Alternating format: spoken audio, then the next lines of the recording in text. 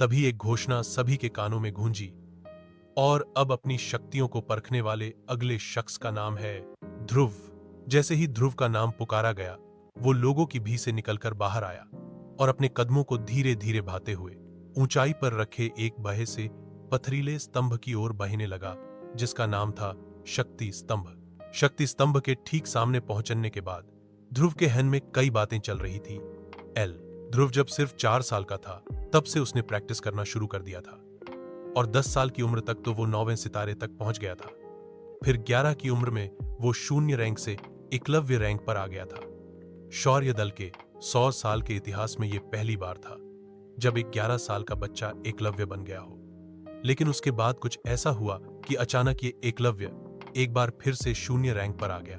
यही सब सोचते हुए ध्रुव ने अपनी दाहिने हाथ की हथेली को शक्ति स्तंभ पर रखने के लिए आगे बढ़ाया। फिर उसने आंखें बंद करते हुए अपनी हथेली को शक्ति स्तंभ पर बने शक्ति चक्र पर रखा। कुछ देर के सन्नाटे के बाद ध्रुव के कानों में एक आवाज गूंजी, तीसरा सितारा, शक्ति और भी कम। इस बार भी ध्रुव का सबसे निराशाजनक प्रदर्शन। ये आवाज जैसे ही ध्रुव के कानों में पही, उसके पैरों तले मीन सरक गई। उसे अपने कानों पर यकीन नहीं हो रहा था। जैसे ही उसने अपनी आंखें खोली, शक्ति स्तंभ पर गए हुए 2 शब्दों तीसरा सितारा ने उसके सपनों को चकनाचूर कर दिया। उसे बिल्कुल भी समझ नहीं आ रहा था कि आखिर ऐसा कैसे हो सकता था। इस बार तो उसने हर बार से ज्यादा मेहनत की थी। शक्ति स्तंभ के सामने खड़े ध्रुव ने अपने आप से हड़बड़ाते हुए कहा, नहीं नहीं, ऐसा नहीं हो सकता, ऐसा बिल्कुल भी नहीं हो सकता। खुद से नाराज ध्रुव ने दोबारा 2 से 3 बार अपनी हथेली को शक्ति स्तंभ पर रखकर देखा, लेकिन हर बार उसे अपनी आंखों के सामने वही सितारा दिखाई दे रहा था जिसने पिछले 3 सालों से उसकी रातों की नींद छीन रखी थी।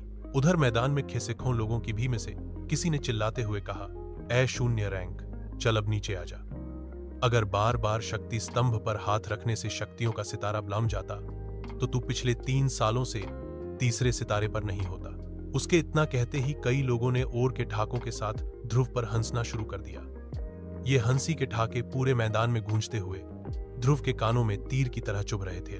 ध्रुव ने वहां से निकलने के लिए अपने कदमों को आगे बढ़ाना शुरू किया, लेकिन अब उसके कानों में उन सभी के हंसी के ठाकों के साथ कई ताने भी सुनाई देना शुरू हो गए। क्यों भाई, एक बार फिर से ध्रुव ने साबित कर ही दिया कि वो पिछले 3 सालों से शून्य था, शून्य है और आगे भी शून्य ही रहेगा।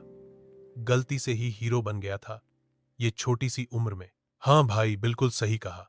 और मेरे हिसाब से अब इस शून्य की कीमत हमारे शौर्य दल में किसी कचरे से कम नहीं है। बात तो तुम्हारी भी सही है, लेकिन हमारी मजबूरी भी तो देखो। हमारे शौर्य दल के जांबाज लीडर अरेंद्र, उसके पिता हेल, अगर ऐसा नहीं होता तो हम लोगों ने इसे कब का मेसोडोरिया से बाहर फेंक दिया होता।